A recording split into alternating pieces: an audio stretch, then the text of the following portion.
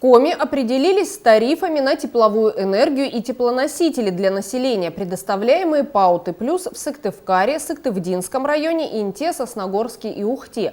Соответствующий проект приказа Комитета по тарифам размещен на портале общественного обсуждения проектов законов и нормативных актов Республики Коми. Каждый желающий может оставить свой отзыв и высказаться по поводу законодательной инициативы.